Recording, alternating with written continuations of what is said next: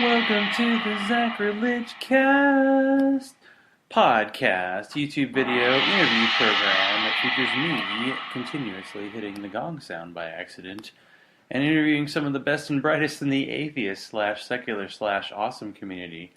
This is episode number 169. I recorded this episode on November 15th, 2018. Thank you to Alex Moreski for being on this week. Our staunchest supporter is a minister who believes in God. Seriously, Atheist Podcast Illuminati, get this guy in heavy rotation. He's cool and he'll drink any beer in your fridge. Tonight's guest is a delight. Maddy Love does podcast, co-hosting Atheists Talk, hosting the Minnesota Trans Atheist Podcast, and recently starting Love Without Limits with her wife of 20 plus years. They have 2 cats, live in Minnesota, and don't see eye to eye on everything, which is how it should be. We talked about glorious dark sour beer, how Jesus was the answer, and death threats are bad. Okay?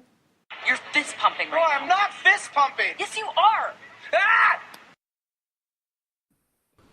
Welcome to the Zachrilege Cast, Maddy Love. How are you doing tonight? Fantastic. Yourself?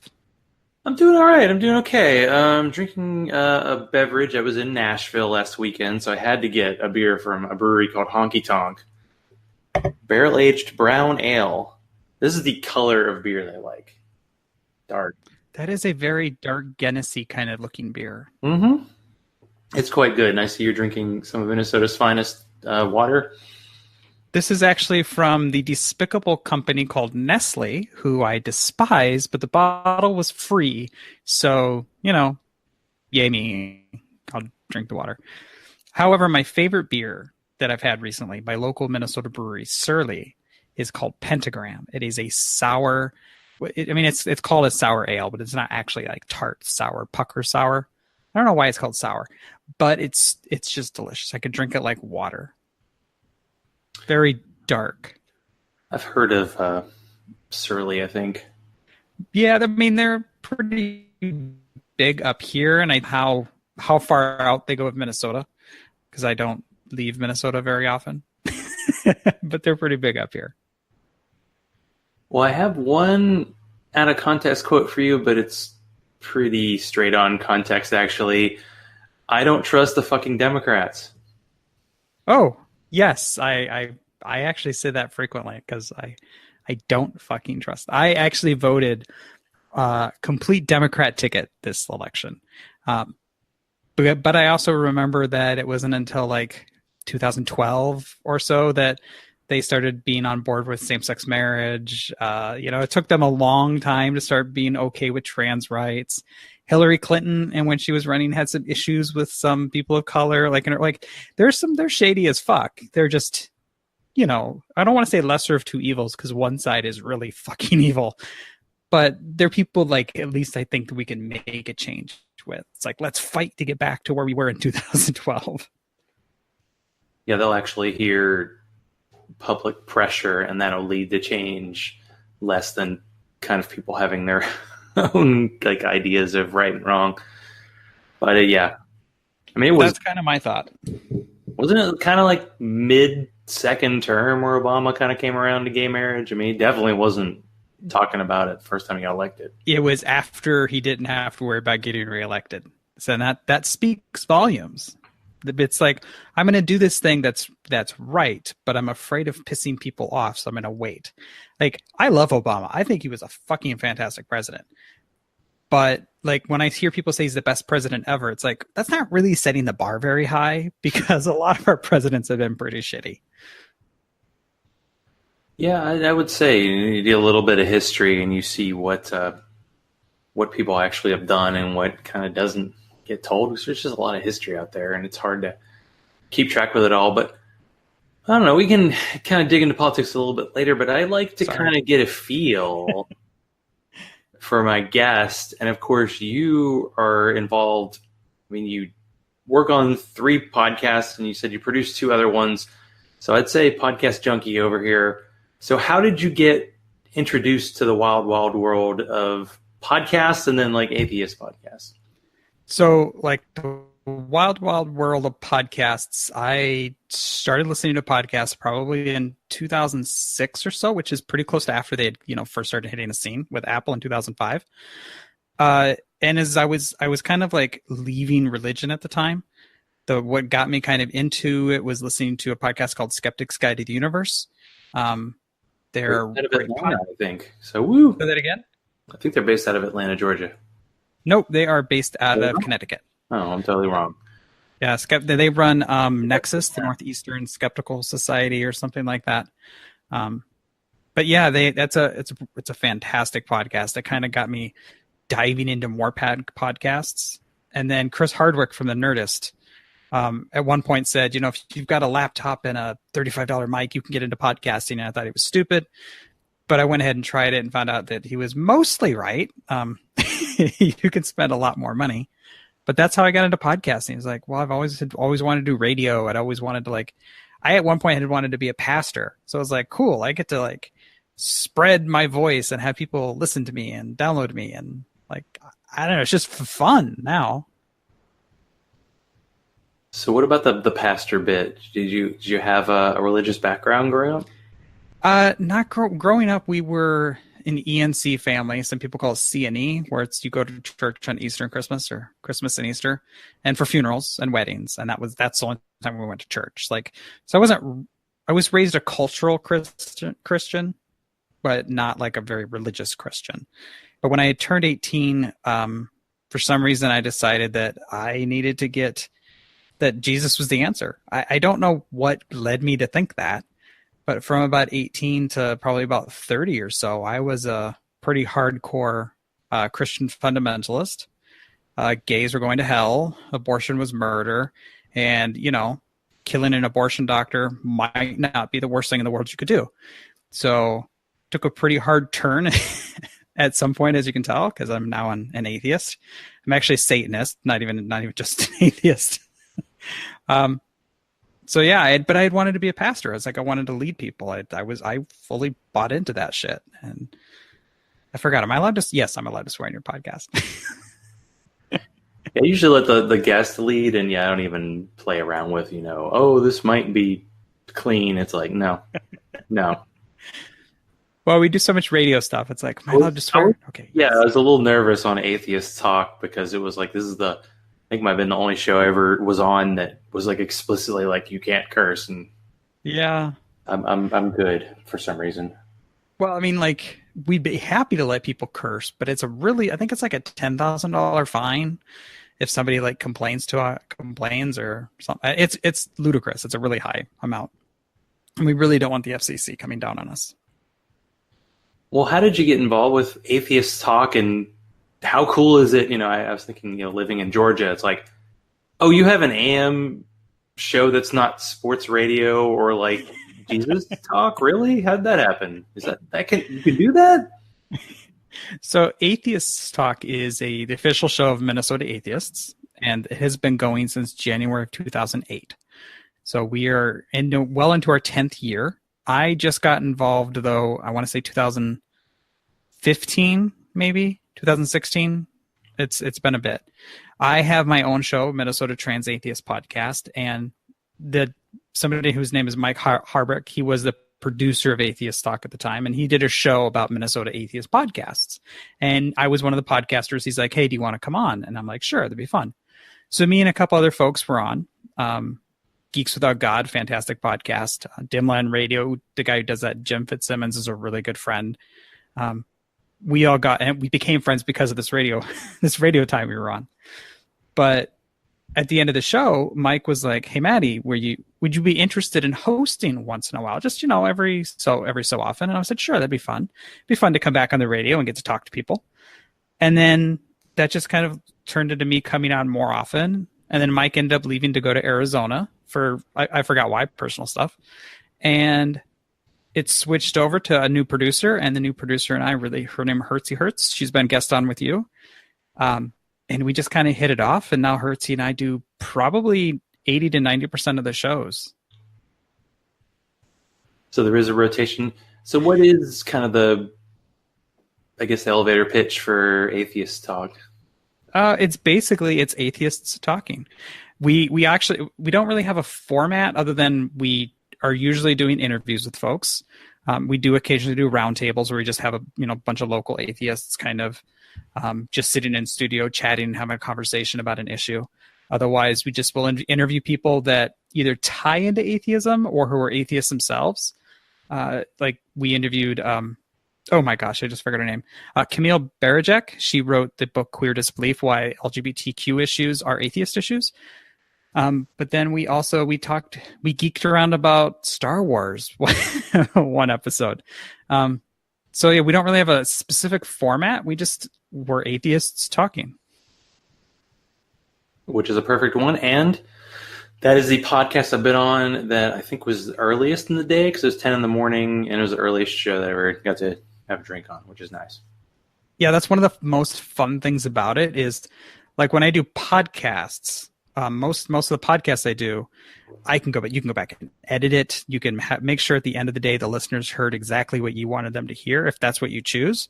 But it's live radio on Atheists Talk. We're on live at 9 a.m. If you flub a line, the line is flubbed. Everybody heard it. And yeah, we do turn it into a podcast, but we just upload the file that the listeners heard on live radio and send that out. We just cut out the commercials because you probably don't want to hear all the commercials.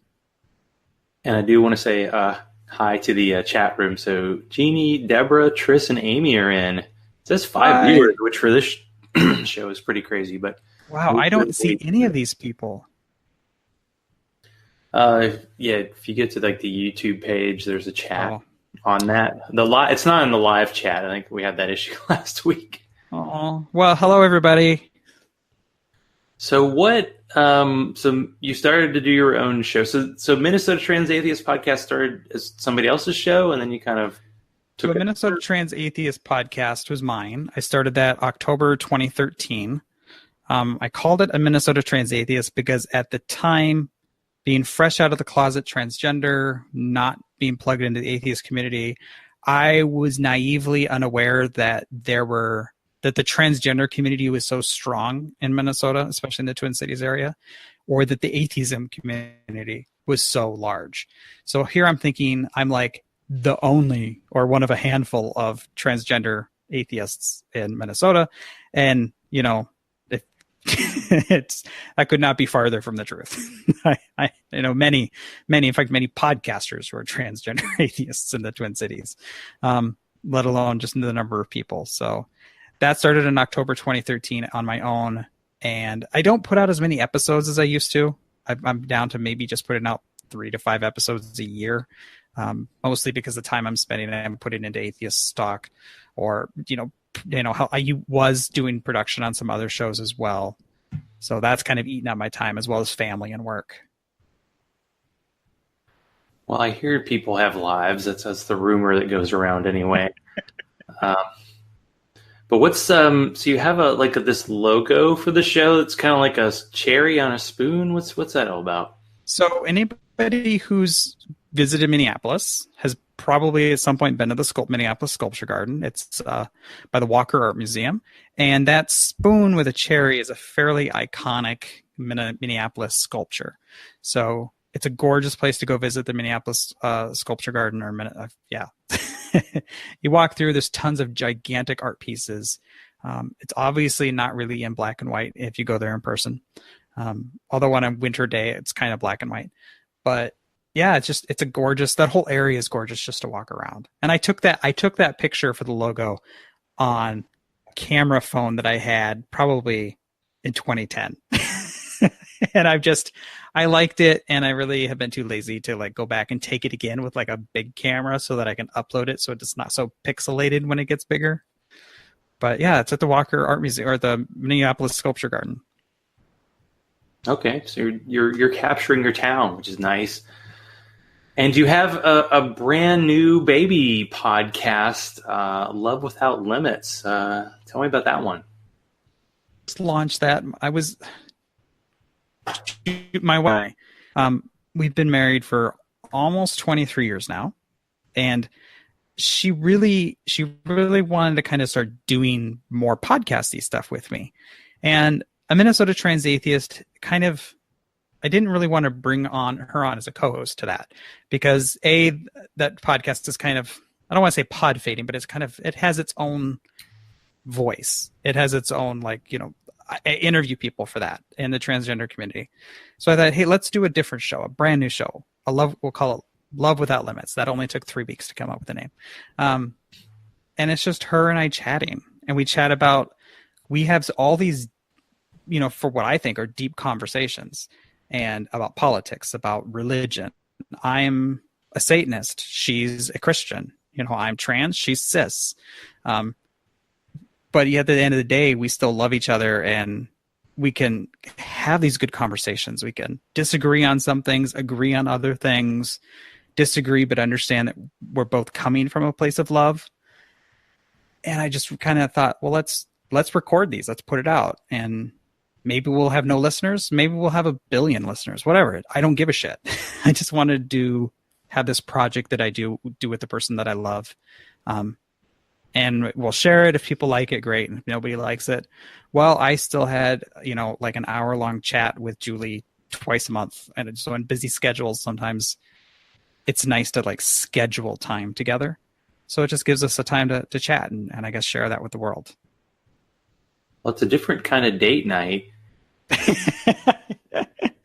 Well, it's the kind of date night where like you're like, hey, I'm interested in what you have to say, and I'm going to shut up and let you talk about, and there'll be things that her and I'm very, as listeners probably already know, I'm a super lefty liberal. I'm an SJW to the core, and she is not. And so it's also good for me to like sit back and listen to her point of view and let her speak her mind, whether I agree with it or not. Instead of like, no, like so often like on online conversations with people, somebody will start to issue a different point of view and like you go to shut them down right away. It's like, well, that's not the kind of conversation I want to have.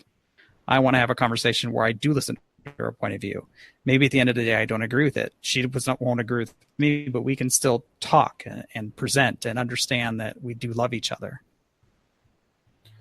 Yeah, it does seem, it's not universal, but a lot of the podcasts that I listen to that have had couples on it, it's like they both kind of are on the same side when it comes to religion. Like usually it's one person leaves and the other person joins them. So how do you navigate? Obviously, you're doing a good job doing it because you've been doing it for years, the believer, non-believer. Because did you kind of lose your faith during your relationship? Yeah, I gained my faith during our relationship because I met her. I met her when I was 16. So I gained my faith during our relationship, and she was always a Christian. But then I went like, ultra far fundamentalist, and she stayed pretty much well grounded. She didn't go off the deep end like I did. But yeah, I started losing my religion, and during our marriage, like I want to say 2004 is when I really started questioning. I mean, time frames get kind of jumbled with, it was a long time ago and it was such a gradual process. But yeah, she stuck through me. She was really worried when I came out as atheist. When I came out as transgender, looking back, she was more worried about me coming out as atheist and what that meant for our marriage than coming out as transgender. Because at the time when I came out as atheist, she was like, well, what does this mean for our vows? Does that mean that our vows before God meant nothing? I was like, well, no, our vow, I just don't believe they were before God, but the promises I made are still the promises I keep. Like, I still love you. This is still a monogamous relationship. It was like you made your vows and you had your fingers behind your back crossed, like, haha, I tricked you. Well, I feel like her worry was coming from a real place. She didn't have a lot of experience with, atheism. And, I to her, she was worried that that's what it was me with the fingers behind my back. Like because in our vows, it was very much like, you're vowing and making this promise to God in front of God, and God is the one holding you accountable. Well, if you remove the person holding you accountable, then is that promise worth anything? And what she's come to realize, and what I already knew, was that, yeah, that promise still has merit, because it's not, for me, it doesn't matter that, an invisible sky god wasn't there to certify our marriage. Yeah, you're ultimately making the promise as kind of yourself. It's the thing that a lot of people say, God helped me get through this really hard time in your life. And you're like, well, actually, you did that. Now, other people may have helped you, but it's even better, I think, in a way, when you're like, this is a vow I make as a human being. Right. And I'm going to do my best, and let's see how it goes. And apparently, you're really doing okay with it. Well, I guess for me, it kind of ties in, the idea that if you're moral because God told you to be moral, then you're not really being moral. You're just following orders. And for me, the marriage bit's the same thing. If you're staying in a marriage because God told you to, that's probably not a good marriage. You should be staying in that marriage because you still love that person. God told me to is not a good basis for really anything. I like that. It's going to be a good t-shirt. Now, it's totally coincidental that I scheduled this interview on Trans Awareness Week, and I don't know how you feel about, it's a special week, or just, well, I'm always aware of this whole situation. But do you feel like sometimes, as an atheist, because you're a minority and a super minority at that you feel extra compelled to talk about it? And being trans, do you feel like you need to share part of your story just because there are so many people who are not able to tell it? I guess I don't think about it I think about the fact that I'm transgender frequently because I'm forced to think about it, because I'm constantly reminded that I'm transgender. But I guess I like educating people. That I have no problems being in a position of being open and honest so people can learn. I guess when I say I'm fond of educating people, I'm not fond of it, but I'm fond of being open so people can learn.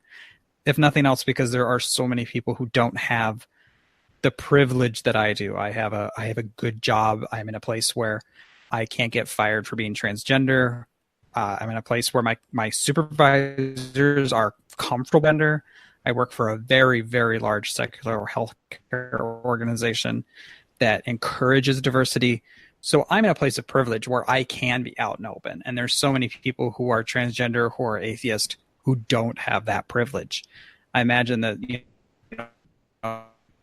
down in Atlanta, or even just outside the city limits of it, somebody wouldn't have the same privileges being an open transgender atheist that I do. Or, if you're impoverished or you're working a very, a minimum wage job, I just have so much more privilege that I almost feel like, not that it's my duty or that I'm honor bound to do it, but I do feel like it's something I should do. And I don't mind doing it. Especially when it's oh, so you're going to sit on the radio or on a podcast and talk about it. Well, that's fucking easy. Oh, it can be. Well, and to be honest, I didn't know it was Trans Awareness Week until I saw it on Facebook. So, yeah, Facebook tells us everything. That's the weird thing about these weeks, because you're like, well, what is this, some kind of official thing? Because I feel like I see National Beer Day hashtag or National Cat Day hashtag, but it's every other week. I think they're just we're in, what it was at the Groundhog Day. We're just repeating the same history over and over again, because it's just strange that way. But I missed it was after National Cat Day. As both of us cat owners, or we are owned by cats, I guess would be more accurate. I'm in the employ of cats, yes. National Cat Day is all the time. And I am opening another beer. I'm not sure if you're going to like this, but we're going to try it. It's a beer that is based on Mexican hot chocolate. So clearly Deborah won't like it because she doesn't like beers that aren't super bitter. But as you can see, color scheme on point. Another dark beer. But on a recent episode of the Minnesota Trans Atheist podcast, you interviewed a punk band. So how did you get in touch with them, and what was it like I know you had to deal with technical difficulties. That's the glamorous life of being a podcaster. Yeah, that was Slurm Flirty Worm. They are a punk band out of the Pacific Northwest. They are centered in, I forgot what part of Idaho. I want to say Napa, Idaho. It's near Boise. I actually had a listener who emailed me and said, "Hey, Maddie, you should talk to Abby, my friend." Or I guess I don't know about friend, but like, because the drummer for Slurm Flirty Worm is a trans gal. It's like, you should talk to Abby. She's in a band. You should listen to it. And I love music. She guitar music. I love punk music. Oh. And I lost you. Yeah, we had a bit of in the middle of talking about the band, we lost you there. So, which is ironic. We can do a little reset. So, what was it like interviewing the punk band? It was interesting. They were, because they're a punk band. They don't have, and they're a local small band, so they don't have a lot of money. So they're driving all around looking for a hotel with Wi-Fi, so we can chat. They find a hotel with Wi-Fi. We tried chatting a few times, and the Wi-Fi is just fucking terrible, as one might expect from like a cheap $30 a night hotel in the middle of Idaho. So we ended up going. We used, one of them had an iPhone, and we did the whole interview with the three of them crowded around a speakerphone while they were doing shots of tequila and eating Hot Pockets. Life of an independent punk. Now, I heard that during that show, or maybe it was after you recorded the show, you had a revelation about your favorite flavor of Hot Pocket. Yes, I'm not a big fan of Hot Pockets in general, but I decided that the ham and cheese Hot Pockets are fucking awesome, as are pepperoni Hot Pockets. I used to think one was better than the other, and I've now come to the realization that they are both delicious in their own right. Well, delicious is a strong term. They are both really good when you're working a night shift and it's 2 a.m. I guess there's a time and place for everything. And so when I looked at the ingredient list for this beer, I saw that cinnamon was on there. And if I know cinnamon's in a beer, I'm going to taste it. And at a certain point in my life, I just went, not with cinnamon anymore. So I'm glad that with beer, you have the opportunity to buy like a mixed 6-pack so you can try one. Because if you buy like a 6-pack and you don't like one, you're feeling terrible. So yeah, I got 5 more to go. So clearly regular hot chocolate for me with whipped cream, but not the Mexican type. It's good to know. We live, we learn. So can you talk about being a Satanist? Because being an atheist is one level, but Satanist now, that is a label right there. Yeah, it's I'm an atheistic Satanist, so I don't actually believe Satan exists. Did I lose you again? I'm here. You got me? Fuck. Good. Wait a delay. Uh-oh.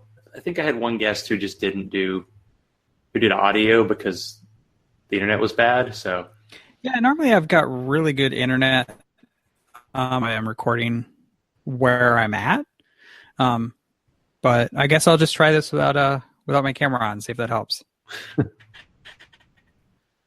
Okay, we'll reset a little bit. Yeah, talking about being a Satanist and what it means, because what some Christians who freak out about everything think it is obviously different than what it really is. Yeah, so I'm a Satanist in the flavor of the Satanic Temple. We don't believe Satan is an actual being. You view Satan as more of an icon or imagery. Think of like rebellion. Satan was the first to demand equal rights as a great way to think about it. We believe in bodily autonomy. We believe in justice. We believe that written words should never take place over, doing the right thing. So, which is just, I came to Satanism late because I didn't really want to adopt another label.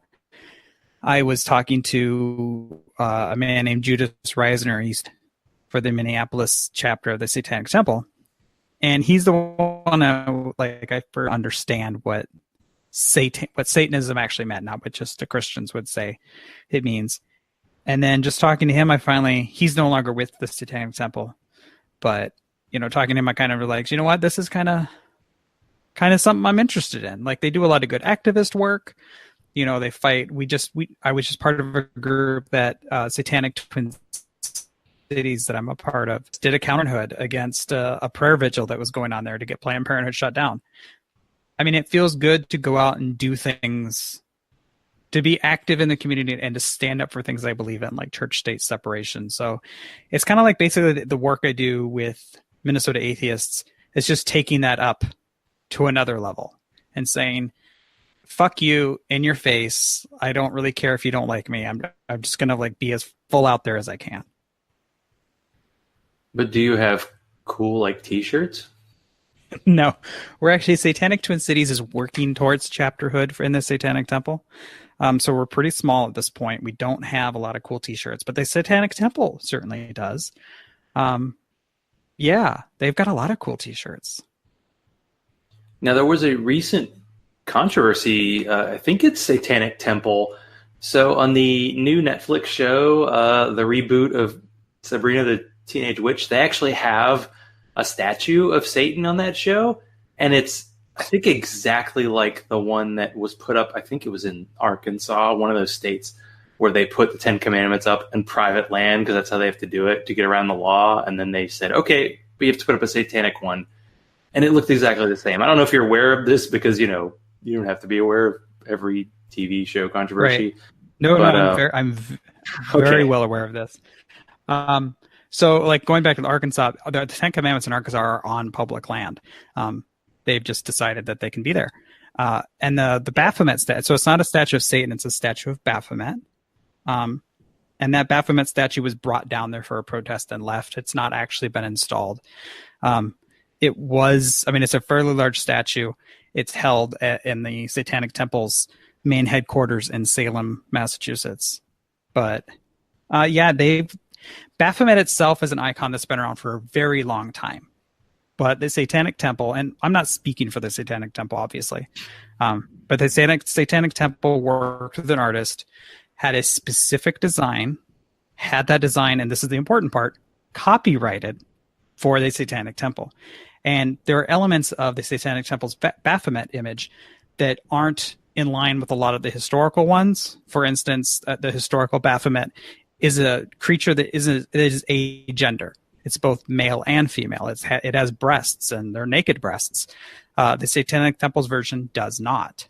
And then the Satanic Temple's version has these two, a male and a female, and that's what they're using to represent that there's not any kind of gender preference with Baphomet. And so pretty much took the Satanic Temple's image and used it without permission. So, yeah, they fucked up. They could have used any, but they chose to use the Satanic Temple one for whatever reason.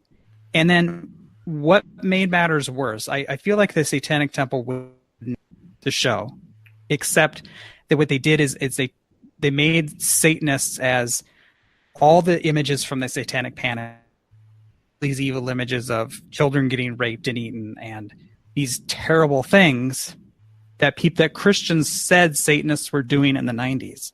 And those are the Satanists that exist in Sabrina's world.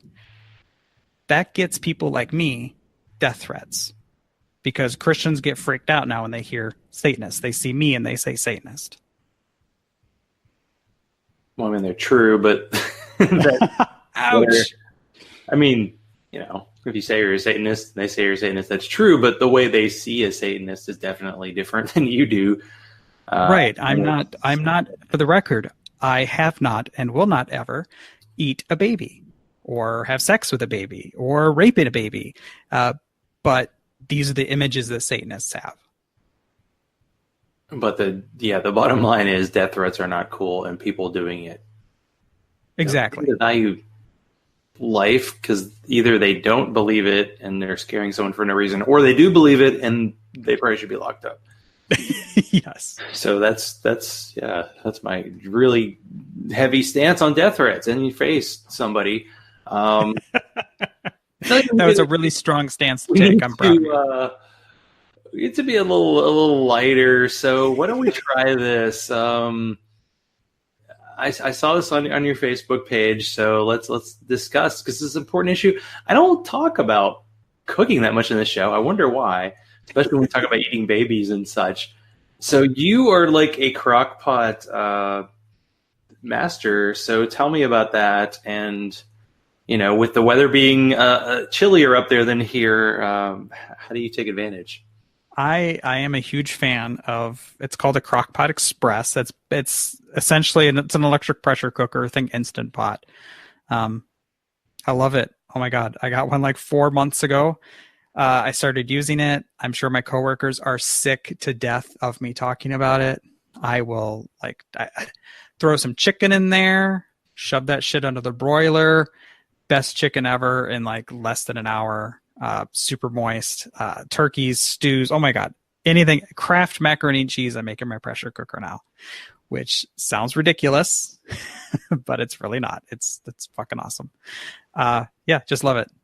Isn't it though the perfect thing to have? Because you say you have a life, you have kids, you have cats, you have all this stuff. Doesn't it seem to be a good thing that you can do this cooking in less time than you usually would? Oh yeah, totally. Okay, so take Kraft macaroni and cheese. Making Kraft macaroni and cheese is the simplest fucking thing in the world, right? You boil some water, you throw the pasta in, you stir it up, you drain it, you're done. I throw it in the Instant Pot though, and I put it in, hit the button for 4 minutes, and I walk the fuck away. I don't have to sit there and babysit it. I come back, the noodles are cooked perfectly. I throw the powder in, mix it up, and I'm good to go. Chicken, I just take all these chicken legs or chicken wings and I cover them in my favorite dry rub, set them in, hit the button for 20 minutes, walk the fuck away. And then, I take them out then and I put them under the broiler to crisp the skin up because then they're just delicious. But it's like getting to cook fast, but without the babysitting step. I can do other things, especially, I guess I don't mess with the cat. I don't want to go clean the cat box while I'm cooking because that's disgusting. But I can go chase a baby around. Disgusting. That's I was thinking time and place. I agree with that. I was thinking today as I was cleaning the cat box that as a kid I loved playing in the sandbox, and now that I'm as an adult, it's not quite so fun looking for buried treasure. No, and you always find it.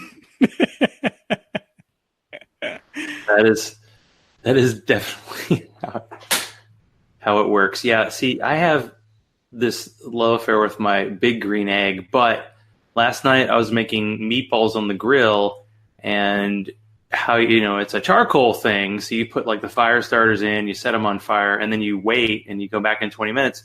Sometimes the fire starters just burn themselves out and you're like, I just wasted 30 minutes waiting for my grill to get warm.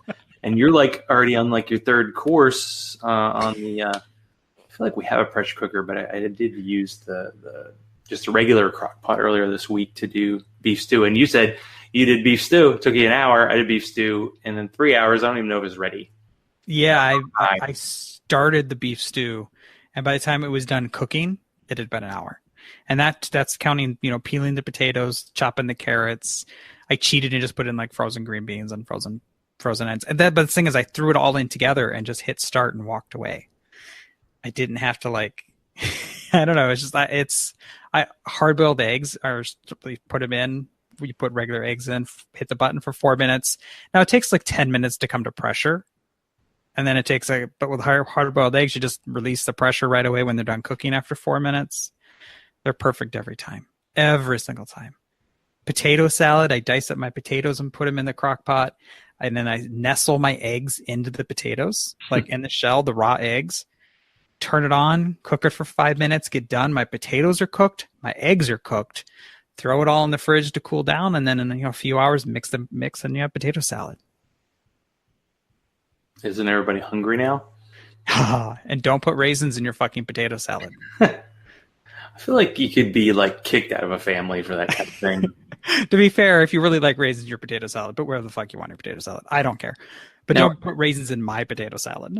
Next week is Thanksgiving, so does it, because usually you can think of Thanksgiving as a meal that you have to take all day to cook. Do you have to pretend if you're using the Instant Pot to cook everything in an hour? Well, to be fair, we're gonna cook the turkey in the oven, not in the pressure cooker. Part of that is because I can only fit 5 to 7 pound turkey in my pressure cooker, which is really tiny. We usually cook a 24-pound turkey for Thanksgiving because of everybody that's coming over. So, and I only have one. So we, and not everything cooks better in the pressure cooker. So we'll cook a normal Thanksgiving dinner. If we use it for anything, it'll probably be to boil the eggs for the deviled eggs. Now, you do, of course, multiple podcasts. Do you have like a dream guest that you haven't had on any of your shows?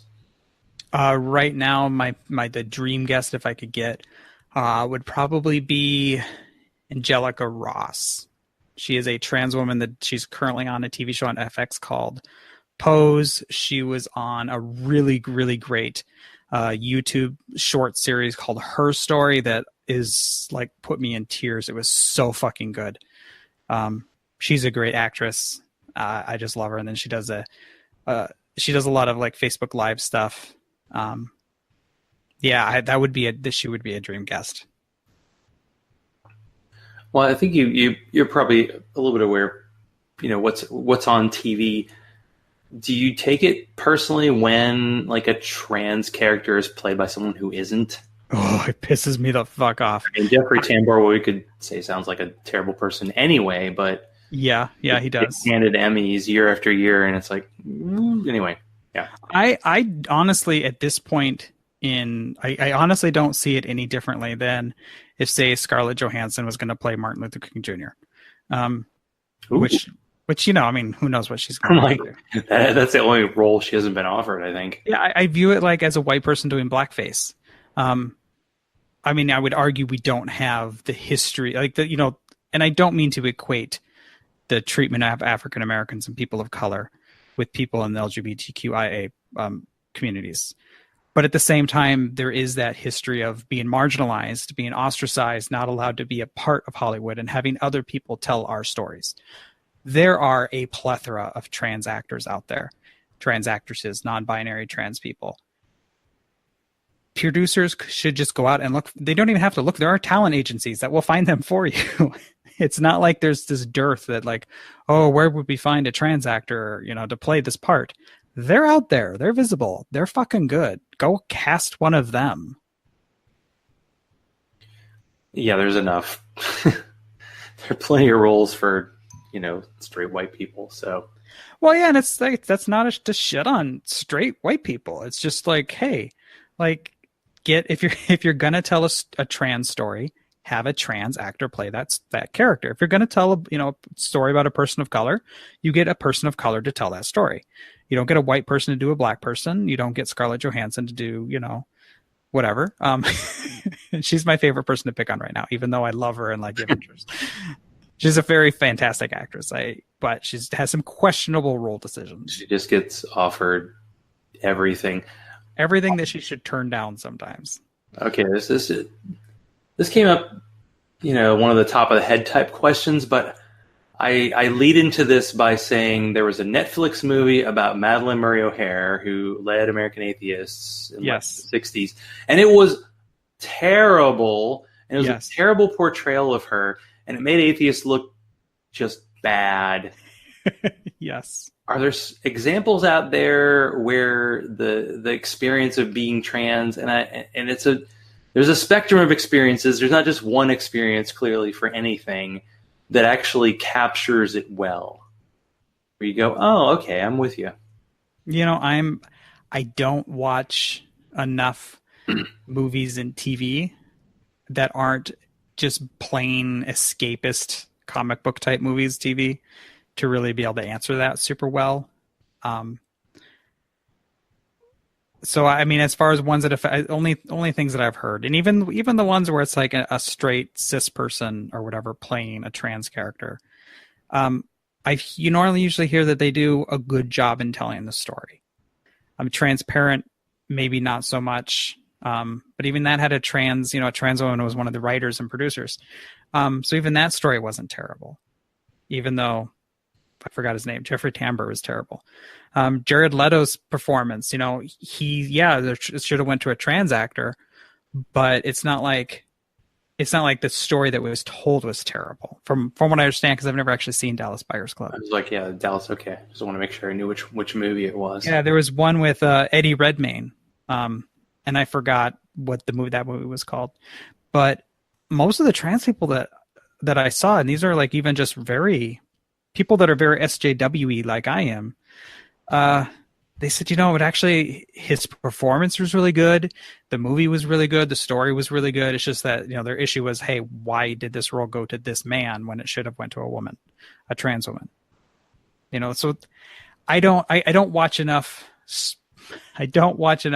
movies that have trans characters in it, which is maybe a test, says something about Hollywood, because that we don't see more trans stories that aren't just, oh, look at this, whether transition isn't like the focal point of the story and like how it's destroying the marriage or how they overcame their transition. Where it's just like, oh yeah, by the way, I happen to be trans, but it's not relevant to the story. It's just something that is, I happen to be. Seems hard to do because I think of like, atheists being portrayed, and you think of the God Friended Me show, and Gam recently like talked about it. I didn't even want to watch it. But it seemed like every bad cliche about atheists was involved. And it's just like, I don't think it's that hard. I guess just people expect a cliched version of everything on like mass media. So you're just like, I don't want to see that version of myself because I'm not gonna like relate to it at all. But that's all you get. So I guess it's about I guess we go back to the politics things. Like, well, you support the Democrats because they're not the Republicans. Like they're not giving you everything you want, but they're giving you a lot more than nothing. Yeah, so yay to that. My total experience with God Friended Me was listening to the God Awful Movies review of it, and that's enough for me. They were hilarious. It was fantastic, and from what I understand, apparently atheist podcasters can have 3,000 square foot apartments in New York City. Sign me up. That's a very TV thing. It was like Sex in the City. This columnist had this like apartment and that had to be like at least $1 million, and you're like, come on. But right. that's the TV doesn't do like TV. You're either middle class or upper class. Like they don't do. It's weird that they just can't figure out. Oh, as a kid watching, I loved the Highlander movie. Oh. And as a kid, I was like, I'm going to live in Duncan MacLeod's apartment. That's fucking awesome. And I'm sure that place has got to be in the millions of dollars. Well, in that movie, he's like immortal, so he probably could afford it. But, okay. Fair point. That's like one time where it actually works. But we've like zoomed through here. We're like at the end now. Oh, I'm sorry. No, I asked. We're always sorry to say good night, but we want to leave on a high note. So I asked you a few hours ago. I actually remembered this time to see if you had a joke to share with the audience. Oh, I end all my show notes. I end with terrible jokes that I get from a website, a My Little Pony website. Of course, where we all go. Because where else would you? I was actually a listener and a former guest who tuned me into it. Thanks, Brianna. But and now I forgot. Oh yeah, why? See, I'm terrible at remembering these jokes. I have to like write them down or think of puns on the spot. I'm great with puns on the spot because I don't care how bad they are. But why don't you ever hear a pterodactyl in the bathroom? Why not? Because the P is silent. There you go. See, that is exactly it. That is what we're looking for here. Oh, right on, spot on, as the Brits would say. So, how do people track down your podcasting empire and find you online and all that? I am a lot. I'm on the Facebooks a lot. You can always hit me up for a friend request as long as you're not a creepy, weird person that wants to try to fetishize me. I'm just Maddy Love on Facebook. You can always head over to search Trans Atheist Pod, and you'll find me on Instagram, Twitter, and you'll find my Facebook page as well. Also, for Atheists Talk, you can always hit up the Atheists Talk. It's Atheists Talk on Twitter. It's Atheists Talk on Facebook. Yeah, that's where I hang out. And you're not worried that some people hear it and go, Atheist Stock? That sounds bad. Yeah, no. Yeah, but Atheist. but it's And then wait a second and say talk. And you're there. yeah, I'm there, and like I'm friends with many stalkers. At the hospital I work at, they deliver my supplies. When I'm at like grocery stores and stuff, I see them stocking the shelves, and so I'm okay with stalkers. There you go. See, we cannot leave on a higher note. Well, thank you, Maddy, for being on the show. It's been great. This was really fun. Thanks for having me. No problem. I'd sell my soul for a donut. Live read. Right to Reason with Robert Stanley is my show of the week. Latest episode is a Jesus mythicism with David Fitzgerald and Kelly Clemenson. It went as many debates go, lots of throwing tons of points out there that didn't all get addressed. Regarding mythicism, I admit that I really want it to be reality because I think it would be the greatest cosmic joke of all time for there to be no historical person behind the most popular religion in the world. I might find this debate topic interesting. Dig into both. Here's the way that I think I would enjoy a kind of a believer-non-believer debate to go. Find one point that they discuss. In this case, let's say the scrap of papyrus they found that was a fragment of the Gospel of John. What was the actual time of this fragment? What does it say compared to our final and perfect, current version? And what does each side have to back this up? Robert likes his intro-outro music and having people get worked up. I'm passive-aggressive and can't handle confrontation like that. I struggle if my guest likes different types of beer than me. So please listen to this show. And maybe I'll get to actually scroll down and read the rest of this. Comment of the week. I actually have a new YouTube comment from the Sally Hunt episode, number 146. This comment comes from Banjo MAGA, all caps because he's that intense. And he says, Sally is insane, LOL. I think he's being literal, and he's probably a he. 2 PBRs up to you, Banjo. Thank you to listener Randy Lamonda because he lives close to Deborah, and he gives my show kudos on Twitter from time to time. 2 beers up, Randy. If you want to support this show, you can be like Bobby, Hugh, Teody, Larry, Daryl, and the other Daryl, and Freethinker215, and support this show on Patreon, patreon.com/Zachrilege. Follow me on Twitter, like the Zachrilege Cast page on Facebook, and send all mail to zachrilege.cast@gmail.com.